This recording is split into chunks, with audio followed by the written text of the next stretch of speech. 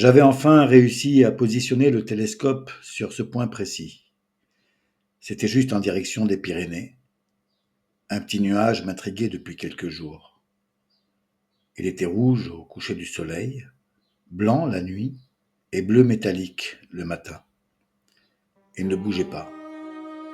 J'avais depuis toujours eu une passion pour les phénomènes météorologiques et j'aimais observer le ciel.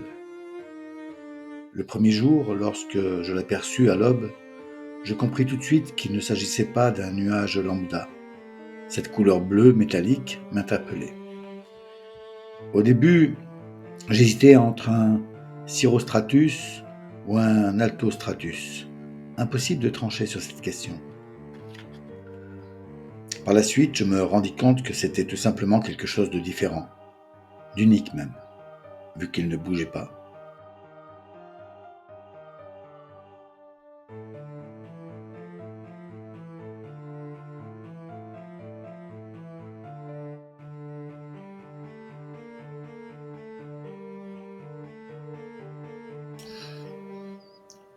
En journée, il devenait totalement invisible, ce qui déclenchait en moi une forte angoisse.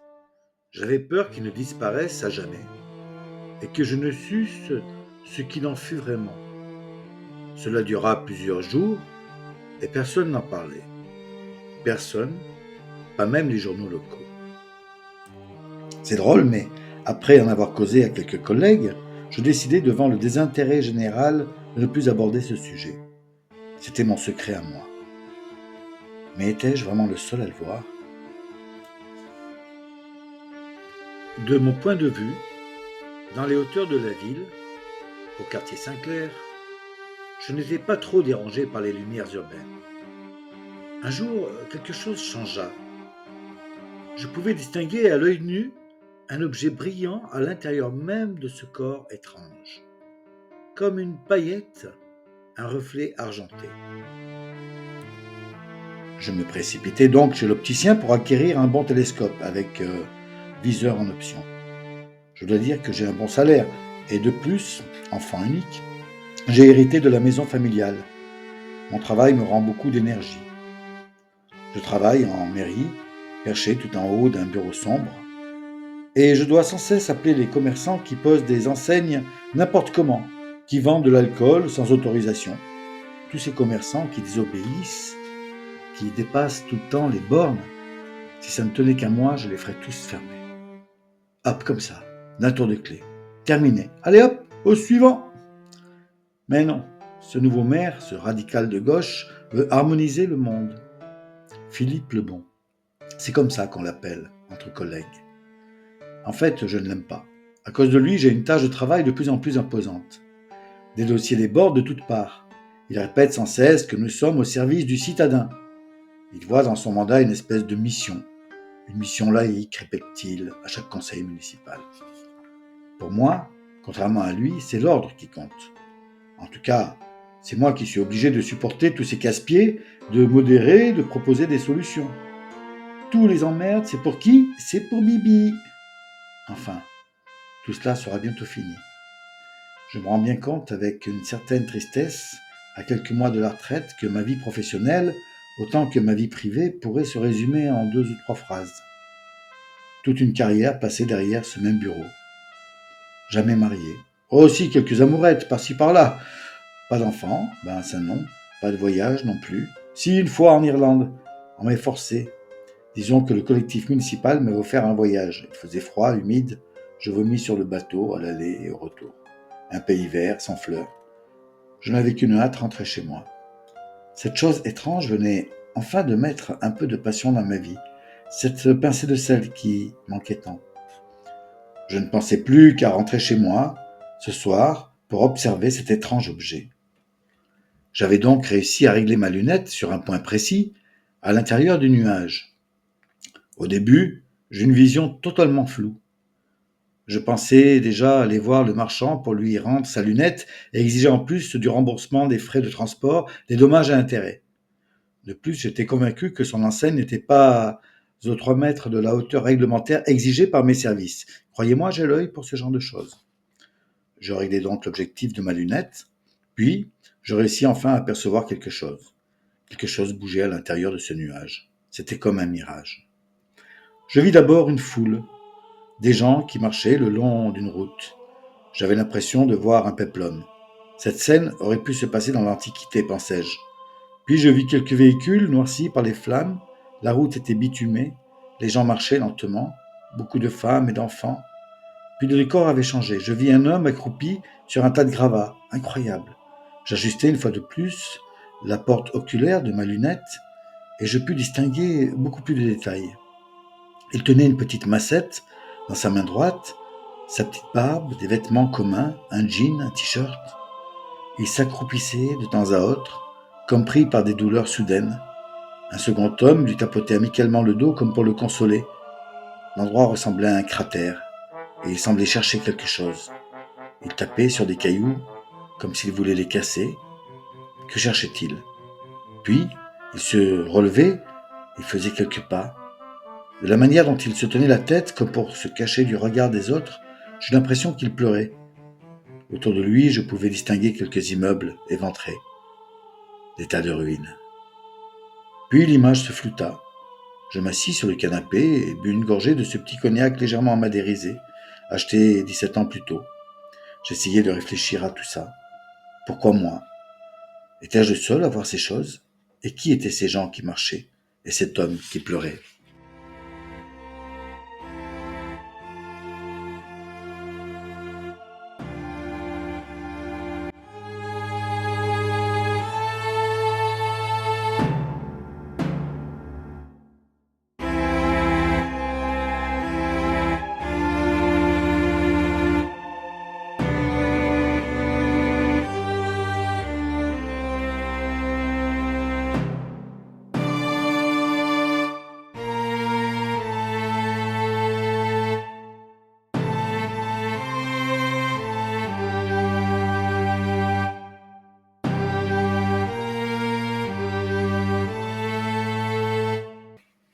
La nuit, je fis un rêve étrange.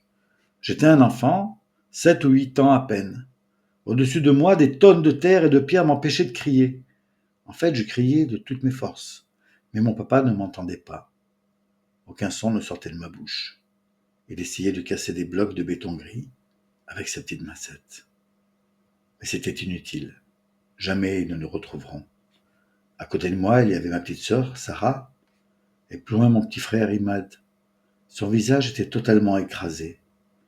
Moi, j'étais le plus grand de la fratrie. Je m'appelais Mohamed. J'étais coincé entre des tonnes de gravats et mon lit superposé. Mon petit frère Ali, juste au-dessous de moi, était protégé par un sommier. Il est vivant. Il respire encore.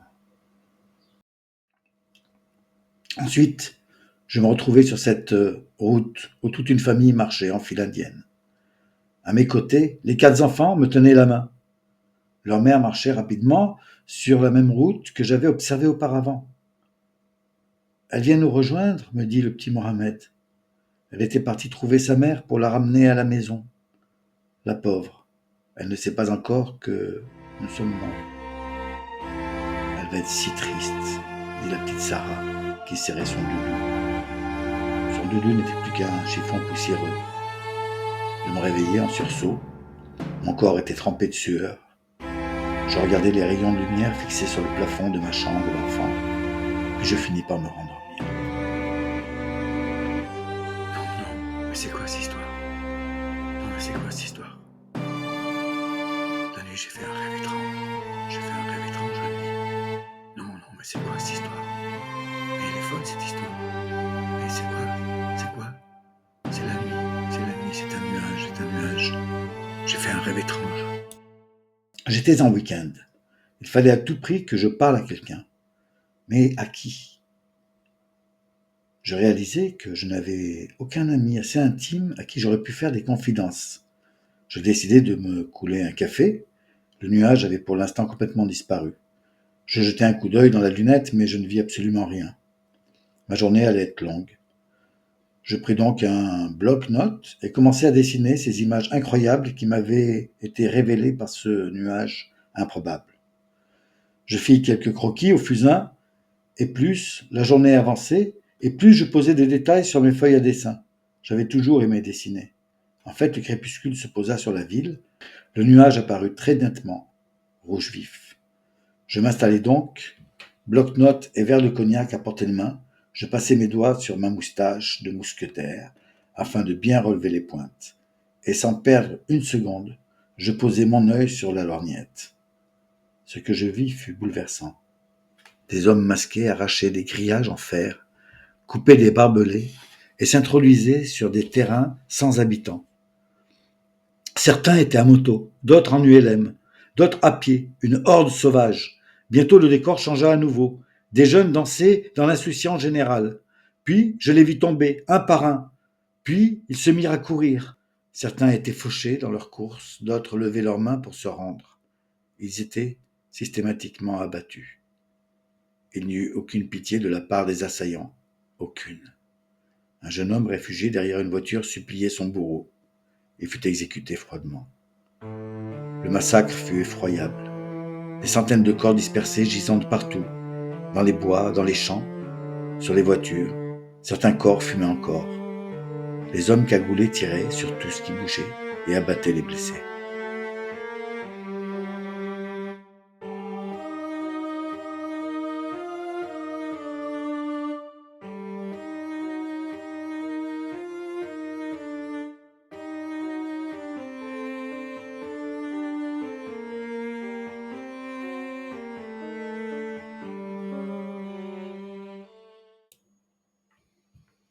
J'avais l'impression d'entendre les cris des victimes.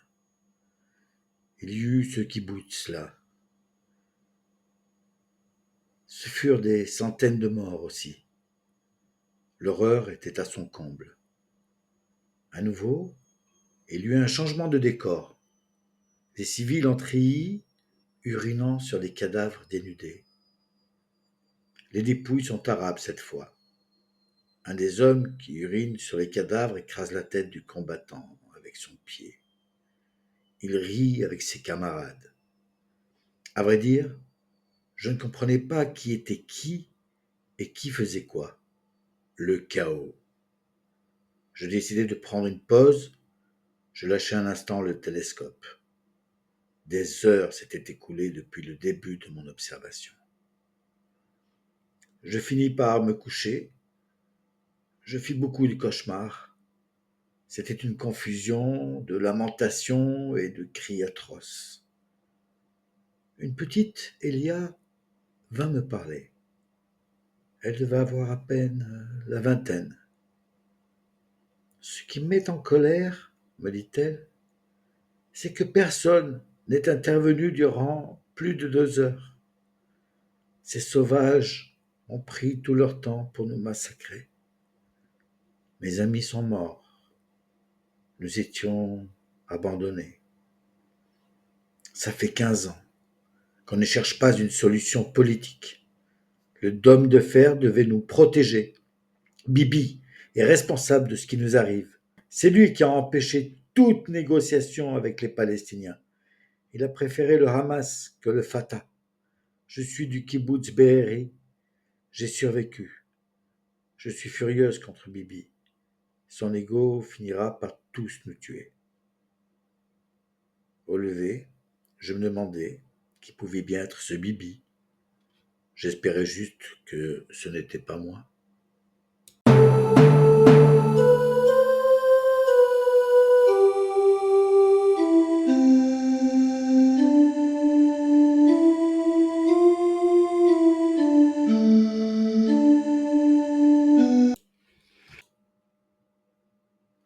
Dimanche soir. J'avais passé ma journée à tourner en rond. Je n'arrive même plus à dessiner. Je pensais à nouveau à ce petit Mohamed. C'était horrible. J'essayais de comprendre ce que je devais faire de tout ça. Je bus un peu trop de cognac et puis je m'endormis. Ce lundi, je décidai de ne pas me rendre au travail. Je restais allongé sous la couette. Le soir, je n'eus pas le cœur à regarder dans la lunette. Le petit Mohamed me hantait. Il venait me voir la nuit, dans mes rêves. Il venait de m'annoncer qu'Ali avait fini par succomber. Son père avait disparu. Je finis par me lever et je posai un œil sur la lunette. Ce que je vis fut vraiment douloureux, indicible.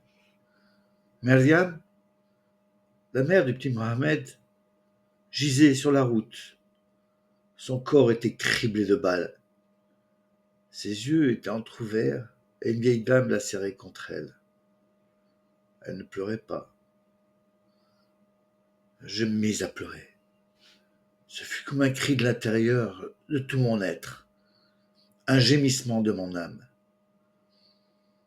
Jamais je n'avais ressenti en moi une telle douleur, sauf lorsque je perdis ma mère. Je ressentis en moi cette douleur. Comment Comment un peuple qui avait connu les pires atrocités, les pires injustices, les pires horreurs, les pires massacres, pouvait-il justifier que l'on massacrât des innocents? Pourquoi la paix n'est-elle pas dans vos cœurs? Est-ce une catharsis? Est-ce une vengeance collective pour expier votre soumission ancestrale? Comment un peuple si cultivé pouvait-il se rendre complice de tels actes? Le mardi passa sans que je ne m'en rende compte. Le téléphone sonnait. Le mercredi et le jeudi passèrent aussi. On frappa à la porte plusieurs fois, je crois. Je ne me levai plus, juste pour faire couler un café, manger une biscotte. Je finis par donner un coup de pied au télescope. Le nuage était toujours là, couleur bleue usine, cette fumée polluante et néfaste qui sort de ses cheminées par les froids d'hiver. On sonna à la porte. Je ne répondis point. On sonna à nouveau, puis à nouveau. Un soir, j'étais assis sur le canapé. Les bouteilles de vin et ma bouteille de cognac étaient renversées sur la table basse, vide. J'étais à sec. Je n'avais même plus envie de boire. On sonna. Je regardai l'horloge. 18 heures. Je ne sais même pas de quel jour. Je regardais par la baie vitrée. C'était le maire. Le maire. Il me vit et me fit signe de lui ouvrir. Je m'exécutai.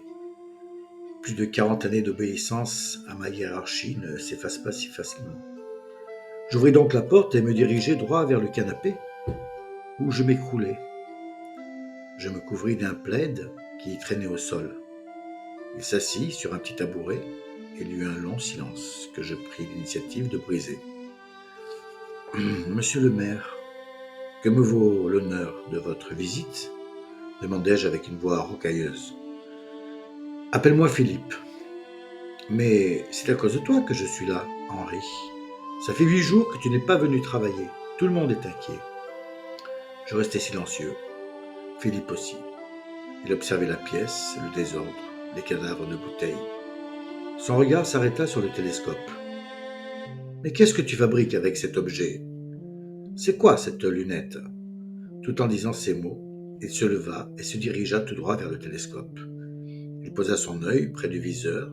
Le télescope était malencontreusement dirigé vers une maison voisine suite à mon coup de pied de l'autre soir. Tu mates les petites voisines dans leur chambre? Mais non, répondis-je sèchement. Pourtant, c'est bien un petit cul que je vois là. Il se mit à rire grassement. J'essayai de relever ma tête pour regarder ce qu'il pouvait bien manigancer. Bien sûr, il disait n'importe quoi. Le voilà maintenant qui touche à mes dessins. C'est quoi ces dessins? Ce sont mes dessins. Oui, mais waouh, tu dessines vachement bien, mon garçon. Que de talent caché. Ça représente des scènes de guerre, non? Oui, tu ne savais donc pas qu'il y a des guerres? Mais si, mais toi, comment se fait-il que tu t'intéresses à la guerre? Je dois reconnaître que c'est assez nouveau, répondis-je au taquet. C'est en Israël, c'est ça? Je vois des croix de David. Il continuait à spolier mes dessins, les observant avec attention. C'est qui ce petit qui revient tout le temps? C'est Mohamed. Il sourit. C'est ton fils caché? Non, pas du tout. Mais ça aurait pu l'être. Tu as de la famille en Palestine? Non, et pas en Israël non plus, répondis-je. Mais alors, pourquoi cet intérêt soudain pour la... Je l'interrompis. Tu veux savoir comment on t'appelle en mairie? Oui, Dis-moi donc, quel est mon nom d'oiseau? Non, je ne préfère pas. Mais attends, laisse-moi deviner. Philippe Lebon, c'est ça? Ah, tu connaissais? Mais plus que ça. Comment ça, plus que ça? Ben, c'est moi l'instigateur de ce surnom. Ah, ça t'embouche un coin, hein? Non? Il rit. Dehors, le ciel s'était assombri. Il m'avait mouché. Je voulus qu'il souffrit lui aussi. Tu veux que je te montre quelque chose? Lui dis-je. Oui? Quoi? Tu veux me montrer ta zigounette? Répondit-il dans un éclat de rire. Je me levai et me dirigeai vers la cuisine où je fis couler un café. Tu ne veux pas un café? Mais oui, avec plaisir. Je vais te montrer un truc incroyable, mais je te préviens, ça risque de bouleverser ta vie. Il m'en faut beaucoup, mon petit, pour bouleverser ce rocher. Philippe se frappait la poitrine avec son poing gauche, tout en poussant des petits cris de guerre du genre Léonidas dans le film 300. Aou! Aou! Je réglai le télescope. Le nuage était rouge vif. J'avais remarqué que l'intensité de sa couleur annonçait la cruauté des scènes à venir. Vas-y, regarde, lui dis-je. Et toi, tu ne regardes pas? Non, j'en ai assez vu, répondis-je en secouant la tête. Tu es sûr que je dois regarder? Il est où le rocher? Ah où? Ah où? Vas-y, regarde donc. Il s'approcha du télescope, ôta ses lunettes et positionna son œil à quelques centimètres de la lorgnette. On ne voit rien du tout. C'est n'importe quoi. Tout en disant ces mots, il tournait l'objectif dans tous les sens. Oh putain! Oh putain! Il fit un geste brusque en arrière, comme pour s'arracher du télescope. Mais c'est quoi, putain? C'est un film à l'intérieur? C'est une blague? C'est une plaisanterie? Tourne la lunette vers n'importe quelle direction et tu verras qu'il n'y a aucun trucage. Il se remit à regarder de plus belle. Des avions. Je vois des avions. Ils mitraillent. Ils mitraillent des civils, des femmes, des gosses. Mais c'est horrible, putain. Il y a un homme agenouillé, il me regarde. Il est touché, semble-t-il. Putain, il lui tire dessus. Mais c'est quoi ce truc? Maintenant, je vois des corps sur une route. Un homme passe à vélo. Il y a des cadavres de femmes. C'est bon, arrête de regarder, lui ordonnai-je. Je tentai de le tirer vers moi, mais il résistait de tout son poids. Et Dieu sait qu'il était lourd. Allez, monsieur le maire, ne fais pas l'enfant. Je t'ai dit de m'appeler Philippe, putain de merde, c'est quoi ce bordel? Me cria-t-il tout en se retournant vers moi, rouge de rage, comme s'il voulait me frapper. Calme, calme-toi. C'est quoi ce nuage? Hurla-t-il. Je tentai une explication, certes approximative. Ce nuage nous donne un aperçu de la réalité, sans filtre.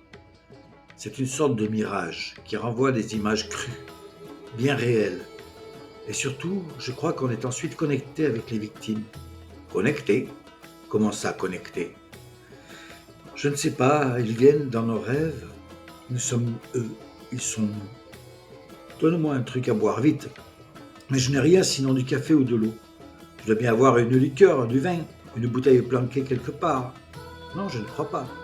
Dommage, j'aurais bien bu un verre. Mais attends, cherche bien. Maintenant que j'y pense, mais oui, Maryse, elle m'avait offert une bouteille que j'avais cachée dans un placard. Attends, mais oui, dans le placard de la chambre de mes parents. Tu vois comme tu veux. Va vite, je dois chercher. Et, voyant que je fis la moue, il rajouta. S'il te plaît, bien entendu. Philippe avait pris place sur le petit tabouret. Il haletait comme s'il venait de courir un 100 mètres. Ça va, Philippe?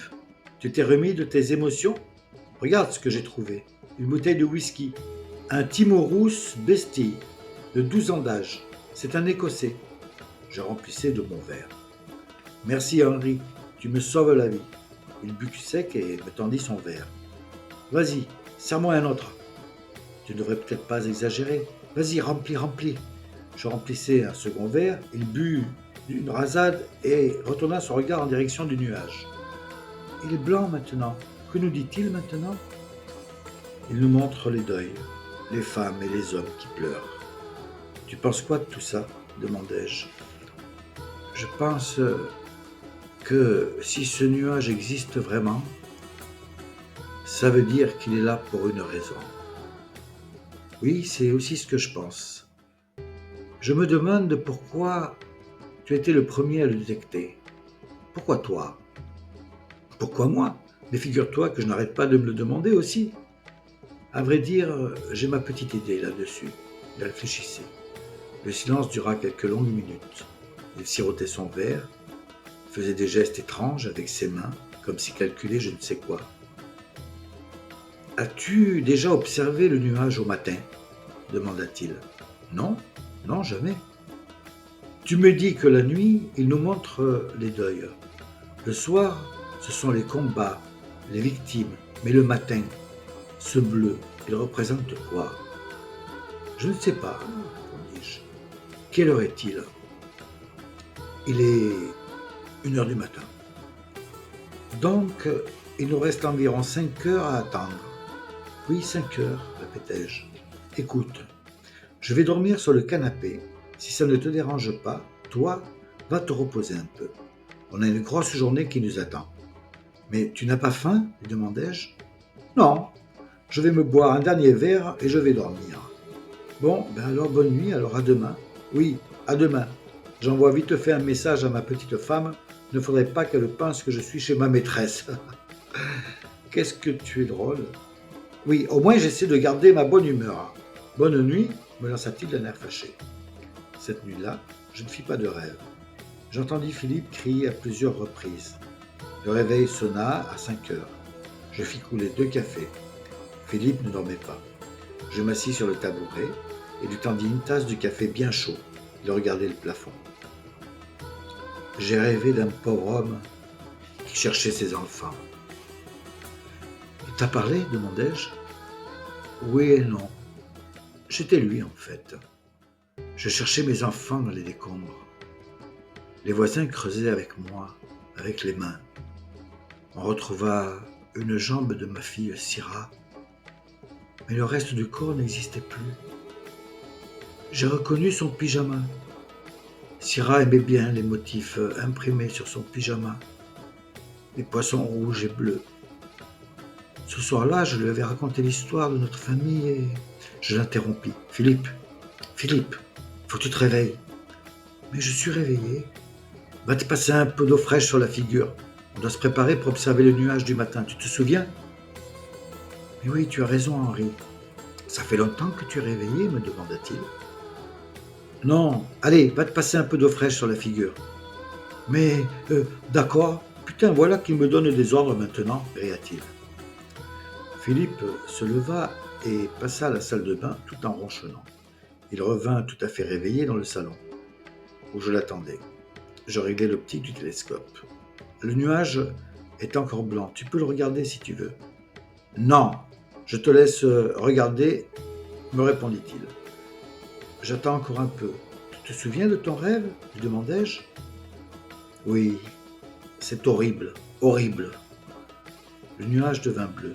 Regarde. Cette couleur métallique me donne la chair de poule. Mais toi, me demanda-t-il. Si, moi aussi il me fout la trouille, répondis-je. Je prenais donc position pour observer. Je vois un bateau plein de migrants, semble-t-il. Exodus, c'est le nom du rafio. Attends, fais voir. Philippe me poussa littéralement. Mais oui, dit-il, c'est bien l'Exodus. C'est le port de Sète. Henri, note, prends des notes. Le bateau est parti. Des chameaux, non, des dromadaires, des bédouins qui attaquent avec des fusils, de la poussière. Maintenant, c'est encore Exodus. Il est éperonné par un bateau battant pavillon britannique. C'est fou, c'est incroyable. Il y a des morts. Ils sont arraisonnés dans un port. Mais c'est quoi ce délire? Durant un instant, je crus que Philippe parlait à quelqu'un d'autre, comme si le nuage lui donnait des ordres. Oui, mais c'est impossible. Bien, d'accord, oui, j'ai compris, c'est clair. Je ne vois plus rien.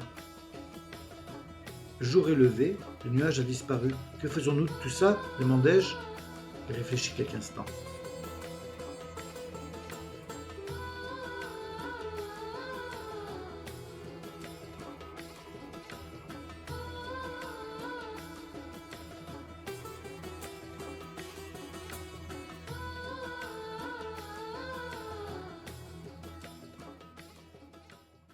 Je ne mis pas plus d'une heure pour me décrasser, me raser, et surtout pour prendre un petit déjeuner gargantuesque à la nouvelle boulangerie de la rue Gambetta. Je me rendais donc à la grande salle, où chemin faisant, je rencontrai Pascal.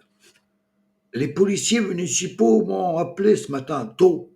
Ils disent que je suis convoqué en mairie. Ah oui, ça tombe bien, moi aussi. Tu sais pourquoi on nous convoque? Me demandait-il inquiet. Oui, non, mais allons-y. Il me regarda perplexe, mais ne posa aucune autre question. Dans le hall en bas, je pus reconnaître Sébastien, Marc le peintre, les jumelles, Édith et Paulette. Ah, mes amis, venez, suivez-moi dans la grande salle municipale. Philippe venait d'arriver avec deux types que je ne connaissais pas. Nous nous installâmes dans la salle de réunion. Nous étions une bonne vingtaine. Mes amis, je suis désolé de vous avoir convoqués ce matin, mais les motivations et l'actualité font que... Oh, Philippe, on va devoir rester longtemps, interrompit Pascal. Pourquoi? T'as affaire? Non, je suis à la retraite maintenant. Mais je voulais juste savoir. Philippe observa un instant les participants. Il manque Henri? Non, je suis là, criai-je. Pascal me regarda avec défiance du coin de l'œil. Monte, viens, approche-toi, cria Philippe. Assieds-toi à côté de moi. Bon, mes amis, asseyez-vous. Bonjour. Bonjour, répondit une moitié des participants. L'autre moitié, plutôt politiquement hostile à ce nouveau maire, resta muette. Mes amis. On n'est pas tes amis, interrompit à nouveau Pascal. Philippe releva les sourcils et répondit fortement. Laisse-moi parler, Pascal, s'il te plaît, et écoute un peu avant d'ouvrir ton clapet. Non, mais moi, si c'est pour me faire insulter, je préfère partir. Alors pars. On te regarde partir. Pascal hésita un instant et resta assis. Non, je reste, dit-il. Mes amis, si je vous ai convoqués ce matin, c'est parce que quelque chose est en train de se passer au-dessus de nos têtes. Au-dessus de nos têtes? Mais il dit n'importe quoi, interrompit à nouveau Pascal. Paulette sauta de son siège et cria de sa voix rocailleuse. Si tu dis encore un mot, je me lève de ce siège et je t'arrache la langue. Puis je te prends par la peau du cul et je te jette dans la rue comme un vaurien que tu es. Tu as compris? Il y eut des rires suivis d'un silence entrecoupé de petits gloussements. Pascal se tut et s'engonça dans son siège. Bon, je reprends. Si je vous ai convoqué aujourd'hui, c'est parce qu'un événement s'est produit. Nous serions, d'après mes informations, liés par cet événement. Édith et Paulette, votre grand-mère, si je me souviens bien, avait travaillé sur le port de Sète.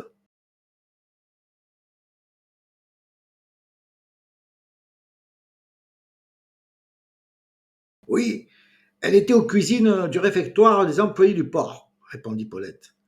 En quelle année?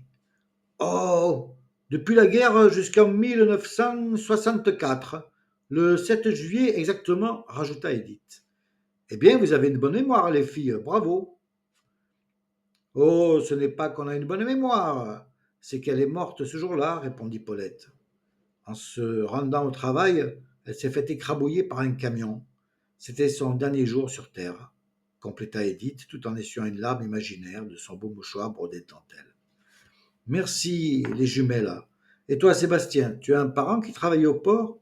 Hum, Oui, mon arrière-grand-père était un des administrateurs du port. Tu aurais dû le savoir en tant que premier magistrat.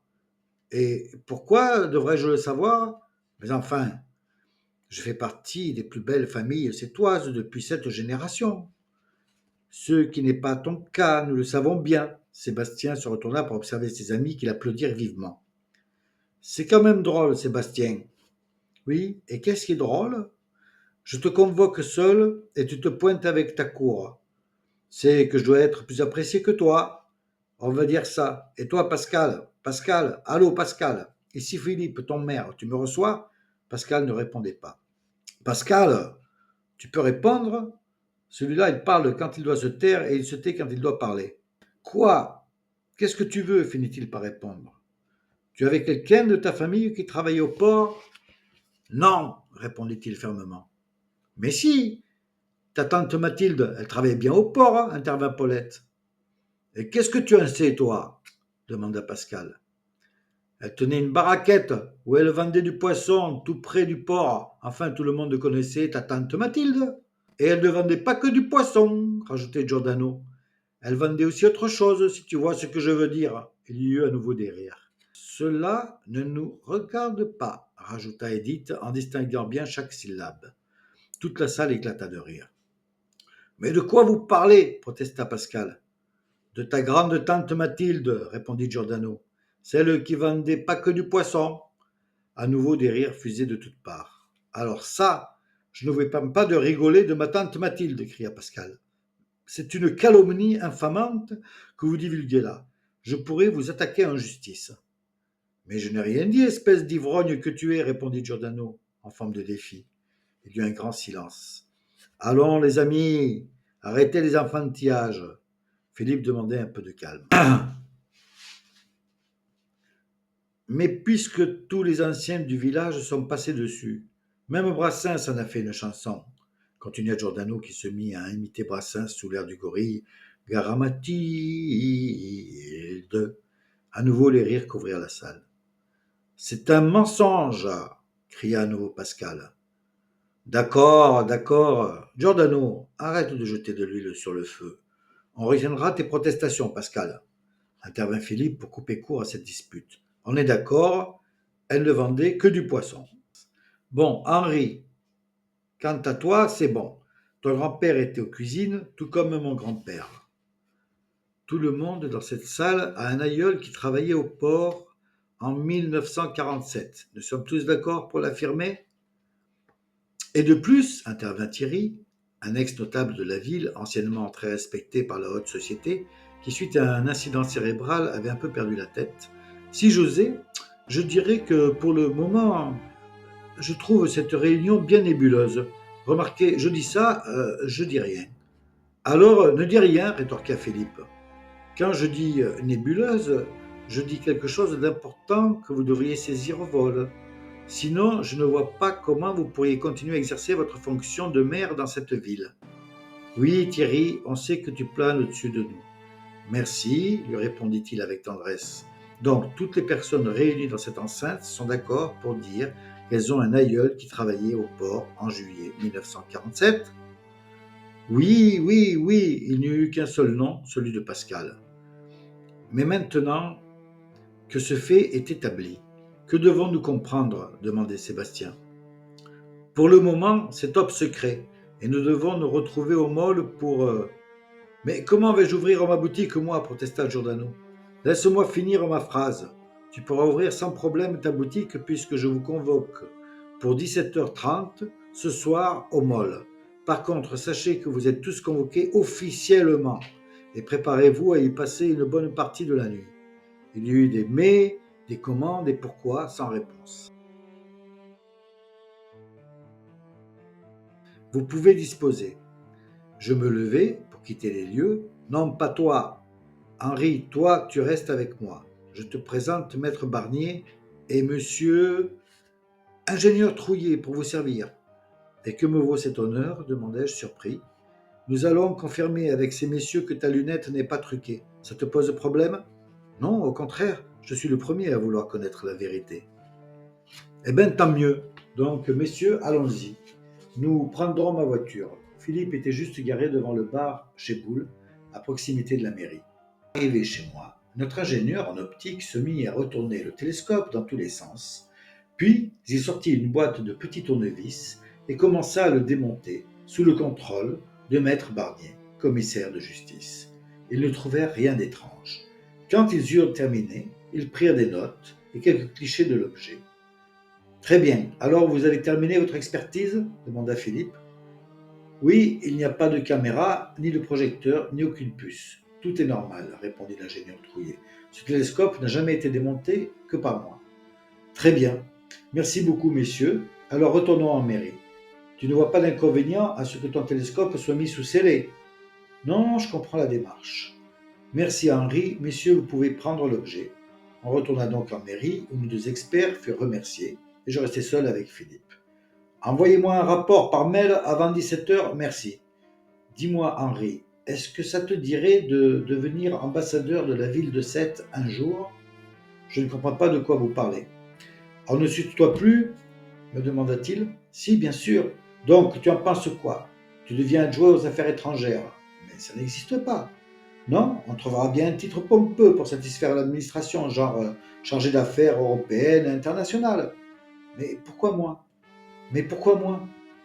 Parce que, malgré ton apolitisme crasseux, malgré ton manque total de bienveillance, de compassion pour tes collègues, pour tes commerçants, tu as été l'élu du nuage. C'est toi qui as eu le premier l'idée du télescope. Et ton émotion m'a touché. Tu ne veux pas que je te roule le pelle aussi, s'énerva-t-il. Ah non, sûrement pas. Mais je hais les voyages. Souviens-toi de ce qu'on a vu, toi et moi. Tu n'as quand même pas oublié. Non, bien sûr. Mais tu veux faire quoi? Tu verras tout à l'heure. J'ai la sensation que tu trames quelque chose, lui dis-je bêtement. Évidemment que je trame quelque chose. Nous mangeâmes chez Omar et Dindon. Il n'y eut aucune autre discussion. Puis il passa des dizaines de coups de fil. Je lisais sans lire vraiment les brochures mises à disposition des clients. Vers 17 heures, nous entamions une petite marche en direction du mall. 10 minutes plus tard, nous étions sur les lieux. Un petit groupe s'était déjà formé. Les sœurs jumelles, Edith et Paulette, étaient assises sur un petit muret, entourées d'amis, de voisins, de familiers. Plus loin, d'autres autochtones discutaient. Pascal parlait avec son ami Renaud. Tous deux étaient ce genre d'ours mal léchés qu'il valait mieux ne pas fréquenter, tant ils transpiraient la vulgarité. Pascal tenait son petit-fils par la main, comme on tient un sac poubelle.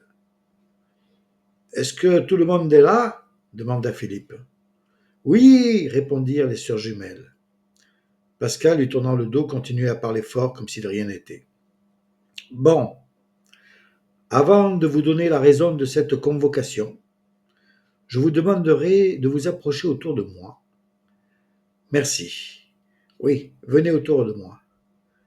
Mais ne sommes-nous pas beaucoup plus nombreuses que ce matin? J'ai l'impression qu'il y a eu comme une inflation depuis tout à l'heure, non? Toutes ces personnes, en plus, ont tous des parents qui travaillent au port, précisa Paulette. Ah, mais c'est très bien ça, s'exclama Philippe. Comme vous pouvez le voir, le ciel est parfaitement bleu, pas un nuage à l'horizon. La nuit va bientôt entrer en scène, et je demanderai à chacun de rester debout autour de moi, quoi qu'il arrive. J'ai demandé à l'association sétoise d'astronomie d'apporter des télescopes et du matériel, car, comme vous le savez tous, la rumeur étant plus rapide que la lumière dans notre belle île singulière, nous attendons à l'apparition de ce fameux nuage que certains voient et d'autres ne voient pas. J'ai aussi demandé aux anciens maires de m'assister ce soir, car je pressens que cet événement atteindra des dimensions internationales. Un camion municipal quittait les lieux du rendez-vous. Les techniciens municipaux avaient monté une grande tente de réception. Le club d'astronomie venait d'arriver. Des sièges avaient été installés, ainsi que des couvertures sur chaque chaise. On apporta des victuailles, des pizzas, des quiches, des tiels et du vin, des jus et toutes sortes de boissons. Pascal, qui était resté seul avec son petit-fils, et tout en s'enfilant un énième verre de vin, marmonnait entre ses dents. Regarde-moi tout ce gaspillage. C'est avec notre fric qu'ils font la fête. Philippe monta sur un petit tabouret pour prendre un peu de hauteur. Venez, mes amis, cria-t-il. Entrez sous la tente et prenez place. Servez-vous. Les nuits sont fraîches en ce mois de novembre. C'est pourquoi nous avons prévu des couvertures. Puis, se tournant vers moi, il cria. Henri, tu vois le nuage? Non, c'est encore trop tôt, répondis-je.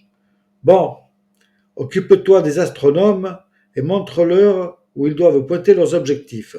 Nous, en attendant, on reste à l'intérieur.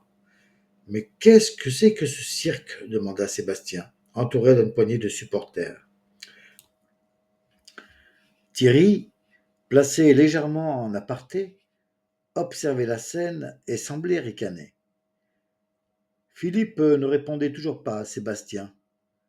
Thierry s'approcha de Philippe et lui chuchotait.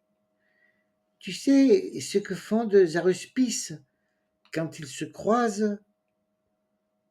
Mais oui, je le sais, ils rient. Tu me l'avais déjà demandé l'an dernier et je ne savais pas. Mais dis-moi, toi, es-tu dans le secret des dieux ou es-tu un charlatan pour rire comme eux? À moi? Disons que moi aussi j'ai de bons yeux et j'ai vu la chose. Et qu'as-tu vu? Mais la chose. Philippe resta perplexe un instant, puis il demanda. Alors, aide-nous au lieu de faire ton mystérieux. Et que puis-je faire pour aider? Dis aux gens de se prendre par la main. Comment ça, par la main? Oui, de former un cercle, j'arrive. Avec sa désinvolture légendaire, Thierry essaya de se faire entendre. Il grimpa sur un petit tabouret et parlant juste un peu plus haut que la normale, il demanda à l'assemblée de former un cercle. Que les gens se donnent la main et qu'ils forment un cercle. Puis, voyant que personne ne l'écoutait, il finit par s'asseoir sur le tabouret et observer cette masse humaine qui lui inspirait un profond dégoût. Mais où est Philippe?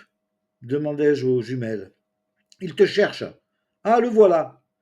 Henri, tu as dit quelque chose à Thierry à propos du nuage? À Thierry?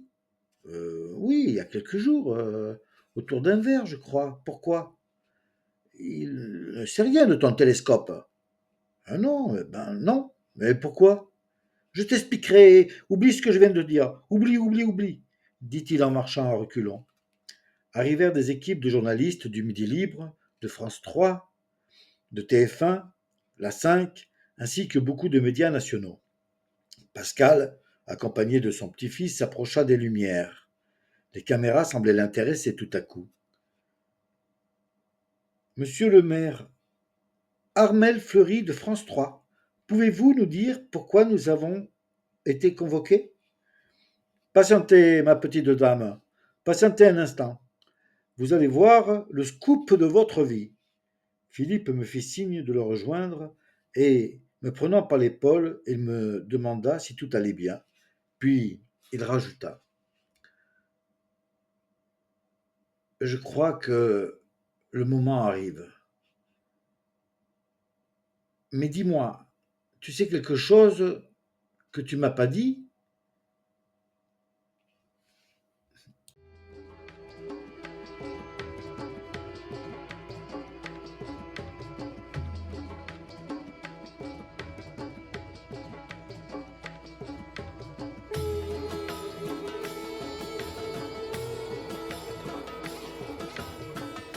Oui, Henri, je sais plein de choses que je n'ai pas dites, me répondit-il. Le nuage, tu as des informations? Il t'a parlé, c'est ça? Oui, il m'a parlé ce matin. Donne-moi ta main. Philippe prit place entre Paulette et moi. Il nous prit les mains et demanda au reste de l'assemblée de former un cercle. Prenez-vous par les mains, cria-t-il. Tous, même toi, Pascal, c'est un ordre. Mes amis, je vous ai convoqués aujourd'hui car un événement va se produire ce soir ici à Sète. Il y a 76 ans de cela, partait un bateau plein de migrants et de belles promesses pour la Palestine. Ce bateau était rempli de victimes de la Shoah et leur objectif était de rentrer en Terre Sainte où déjà d'autres Juifs avaient élu domicile en achetant des terres aux riches propriétaires terriens des Palestiniens. Oh, on le sait tout ça, tu vas pas nous refaire l'histoire, hurla Pascal. Sébastien, saisi par un coup de colère, se précipita sur Pascal et le secoua comme un cocotier. Tu arrêtes tes conneries maintenant, hein? C'est compris? Mais c'est toi qui m'avais dit de foutre le bordel. Stop! Je t'ai dit d'arrêter maintenant, cria-t-il. C'était quand on était en campagne qu'il fallait. Idiot! Philippe sourit et secoua légèrement la tête. Il reprit son discours. Ce bateau, qu'on nomma Exodus, est parti du port de Sète il y a 76 ans de cela. C'était en juillet 1947. Plus de 4500 personnes étaient à bord. des hommes, des femmes et des enfants. Ce rafio n'arrivera jamais à bon port. Il fut éperonné 7 fois par la marine britannique, qui craignait une révolte des pays arabes contre ce nouvel envahisseur. Oui, 3 jeunes gens qui avaient survécu au camp de la mort perdirent la vie par cet acte scandaleux. Mais ce n'est pas fini. Les forces britanniques obligèrent ces malheureux à retourner en Allemagne, et dans des conditions vraiment épouvantables. Ce périple dura plusieurs mois. Ils furent ramenés d'abord à Chypre, puis en France à Portbou, puis à nouveau en Allemagne. Le scandale fut tel que les Nations unies votèrent à la majorité des voix la volonté de créer l'État d'Israël sans discussion préalable avec les autorités palestiniennes. Sans Exodus, sans cet ignoble scandale, peut-être y aurait-il eu des discussions plus poussées avec les pays arabes et des bases plus solides pour un traité moins bancal. Les Britanniques, qui voyaient les Juifs comme les gardiens de leur colonie, ou, si je puis me permettre, comme la pointe du glaive occidental du colonialisme à l'égard des Arabes, auraient très bien pu.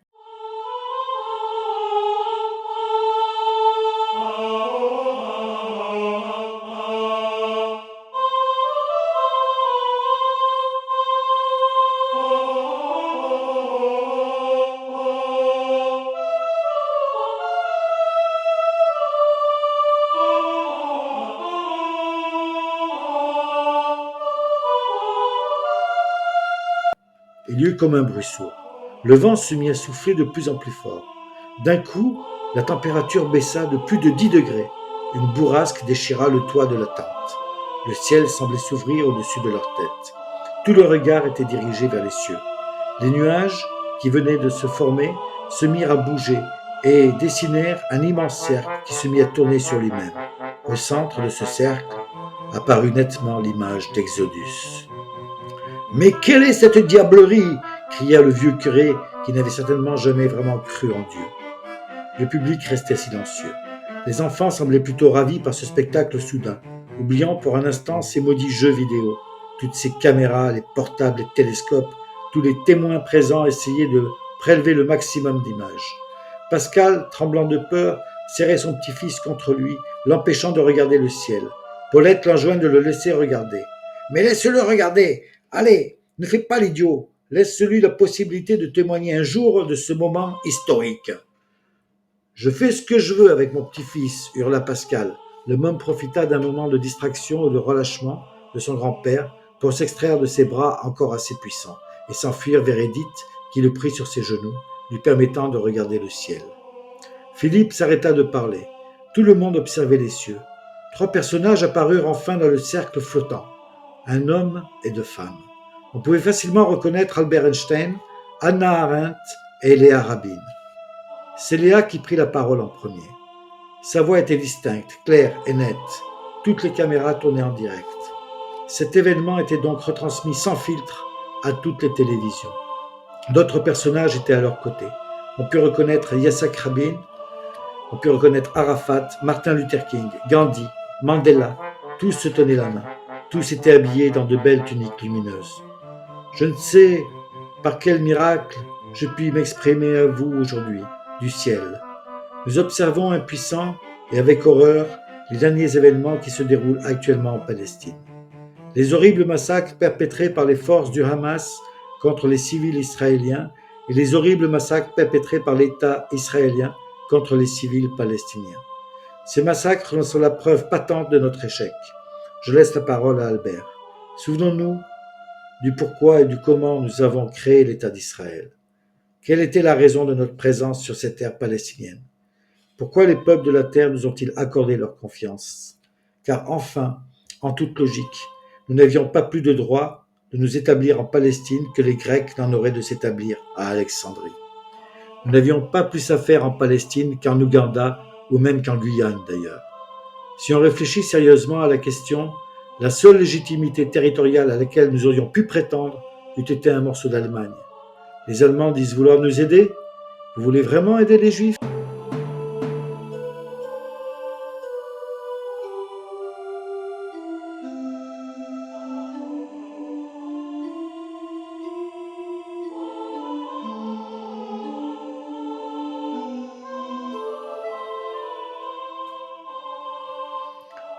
Vous voulez vraiment aider les Juifs? Donnez-nous donc la Rhénanie. Nous laisserons la Palestine et nous nous installerons en Rhénanie. Il nous doit bien ça, non? 76 ans qu'ils se morfondent pour nous avoir exterminés. Ne serait-ce pas la meilleure thérapie de groupe pour expier leurs fautes? Faut que j'en parle à mon ami Singoun. Mandela, Arafat et d'autres inconnus assis en second plan sur un nuage en forme de canapé éclatèrent de rire. Évidemment, nous ne demanderons jamais à un pays aussi puissant de nous donner quoi que ce soit. C'était juste une hypothèse, une boutade, une remise en question de notre raison d'être ou de ne pas être en Palestine. Ce qui nous paraît être une absurdité pour l'Allemagne nous paraît un droit absolu pour la Palestine. Et c'est ça l'absurdité que je veux dénoncer. Il n'y a pas un droit divin absolu à habiter chez les Palestiniens, mais les circonstances qui nous y ont emmenés. Je passe la parole à Anna. Je vais faire un peu d'histoire pour que vous saisissiez le paradoxe de notre présence en Terre Sainte. Ce territoire en Palestine, tout au départ, je l'ai souhaité moi-même. Et d'ailleurs, Albert aurait dû en être le premier président s'il n'avait refusé cette offre alléchante.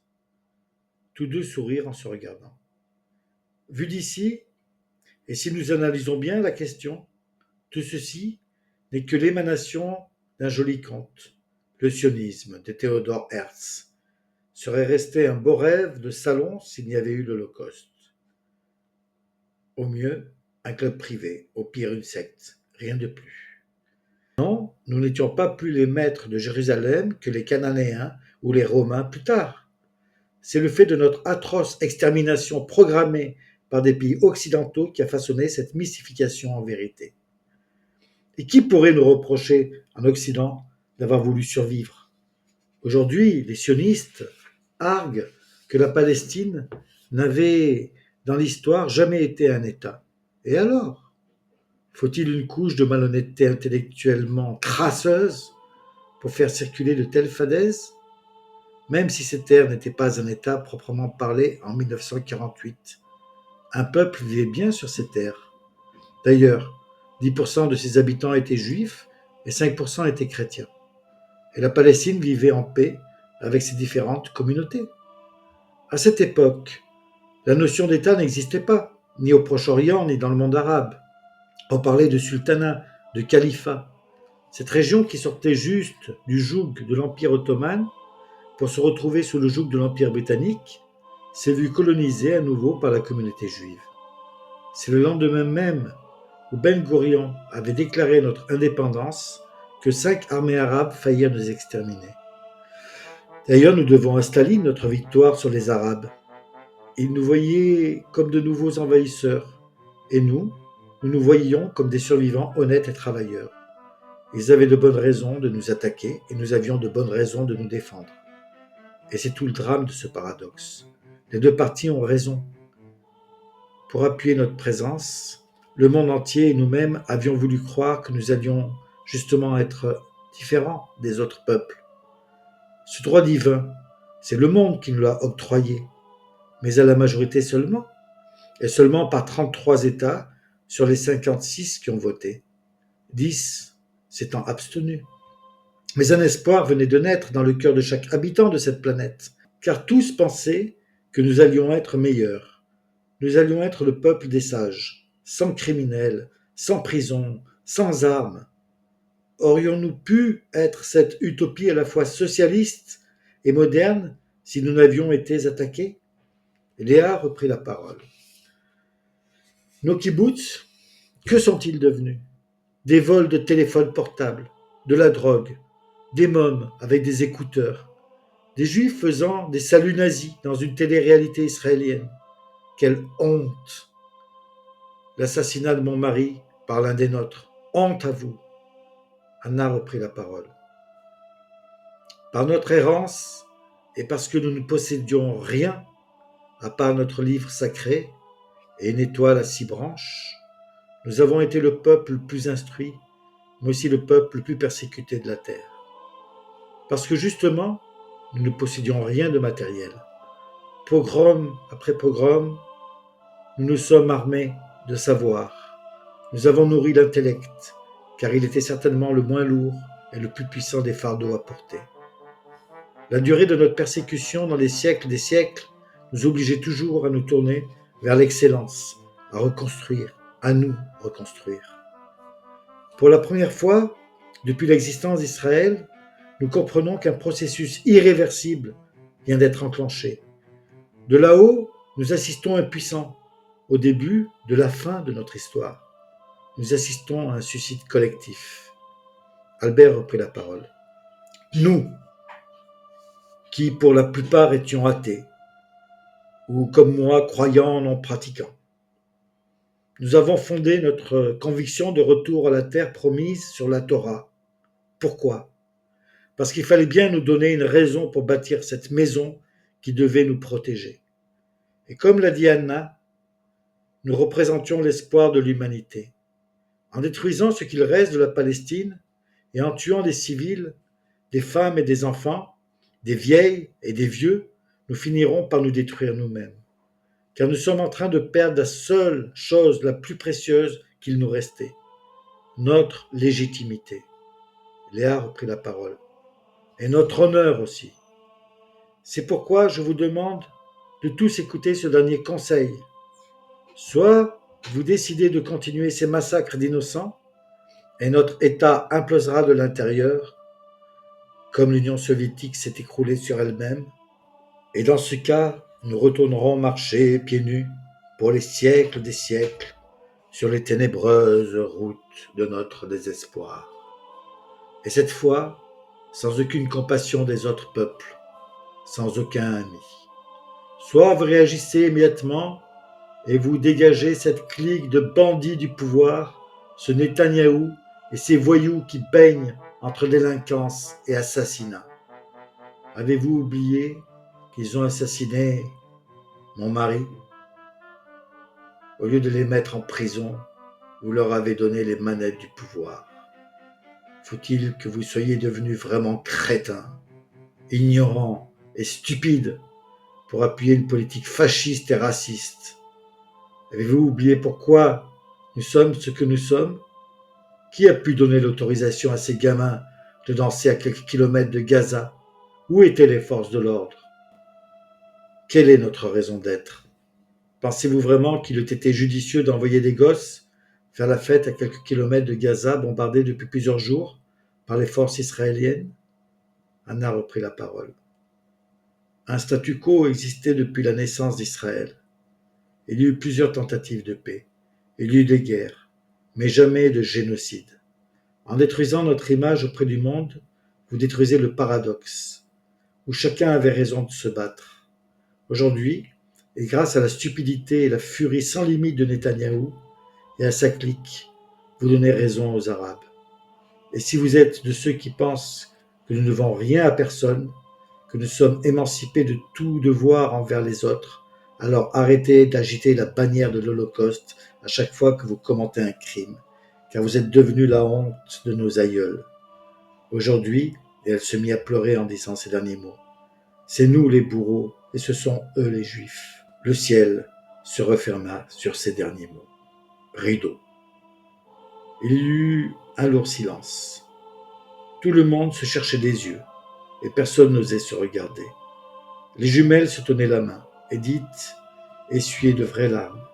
Cette expérience extraordinaire, quasiment biblique, allait-elle changer la face du monde ? Certainement que non. Bien entendu que non. Les scientifiques chevronnés allaient expliquer dès le lendemain sur les chaînes mainstream que tout ceci n'était qu'une énorme arnaque, qu'une vilaine tromperie. Tout cela était organisé par un maire un peu illuminé, par un groupe de fanatiques équipés d'un matériel unique au monde. Pujadas pensait, si on peut lui accréditer ce terme, que c'était certainement un coup des Russes. Le débat finit par glisser sur la véracité ou non de cet événement, et plus du tout sur le contenu des questions posées par ces grandes personnalités. Certains intellectuels démontrèrent les fautes sémantiques d'un tel intervenant ou d'un autre, qui jamais n'aurait pu exprimer une idée aussi incongrue, étant donné qu'à la 12e page de son livre, où il exprimait justement l'idée inverse. Ces ourvaris de débat à l'infini firent perdre pour quelque temps les raisons d'un discours qui ne pouvait pourtant être plus explicite, plus concret. Personne ne revis jamais Philippe. Depuis ce jour, notre mère avait disparu avec sa compagne. On les vit monter en voiture et quitter la ville. On vint m'interroger à plusieurs reprises, les journalistes, la police même. Je fis même quelques jours de garde à vue. Je leur dis tout ce que je savais. Je me demanderai toujours quand est-ce qu'il avait reçu la consigne de nous réunir, avant ou après m'avoir rendu visite. Avait-il tout manigancé? Avait-il trafiqué mon télescope depuis le début? D'ailleurs, on ne revit jamais mon télescope, ni ces deux experts. Il faut dire que dans cette confusion, beaucoup prirent la poudre d'escampette et se firent oublier pour ne pas avoir à répondre aux autorités, elles-mêmes totalement dépassées par cet événement extraordinaire. Avons-nous la technologie avec les lasers, les drones, pour créer une telle illusion? Peu importe maintenant. Je me souviens lorsqu'il m'avait crânement répondu qu'il avait tout manigancé à propos de son surnom. C'est moi l'instigateur de mon nom d'oiseau. Mais pourrais-je l'en vouloir? L'onde de choc de cet événement extraordinaire a fait plusieurs fois le tour du monde. Et elle éveille chaque jour des centaines de consciences sur cette ignominie qu'est la guerre. Personnellement, j'ai vu le nuage et je crois en ce que j'ai vu et entendu. Je pense que Philippe le Bon était une sorte d'ange laïque, à mi-chemin sur l'échelle de Jacob. Moi, je marche depuis ce jour-là. Je marche tout le temps. J'ai vendu ma maison, j'allais dire ma prison, que m'avaient léguée mes parents. Je ne serai pas tout à fait cet ambassadeur de la ville de Sète, bien entendu. Mais quelque part, je le suis un peu. Je marche de ville en ville et je raconte mon expérience à ceux qui veulent bien l'entendre. Je ne sais pas combien de temps s'est écoulé depuis cet événement. J'ai appris par les journaux que la guerre a pris fin et qu'on va libérer un certain Marwan Barghouti, que des pourparlers étaient en cours pour une issue à deux États. Je lus aussi que Netanyahou demandait l'asile politique à Londres. Je suis actuellement sur les bords du lac Van en Turquie. J'ai rencontré un autre Henri, Enrico, qui se fait appeler le coach. C'est une espèce de troubadour. Il part vers la Palestine pour chanter une poésie de Primo Levi, tirée du livre Si c'est un homme. Je ne sais pas encore si je le suivrai, lui et ses acolytes. Faut dire qu'il y a cette belle Zora. Elle me plaît énormément. Je lui ai proposé de partir en Grèce avec moi, voir l'Acropolis. J'avais vraiment adoré ce petit pays. Je repense souvent à Philippe.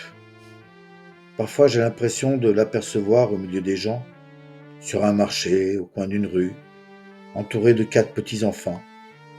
Le plus grand ressemble au petit Mohamed, toujours entouré de ses frères et sœurs. Il rigole en me voyant. Puis, quand je m'approche, ils disparaissent comme ce nuage lorsque le jour se levait.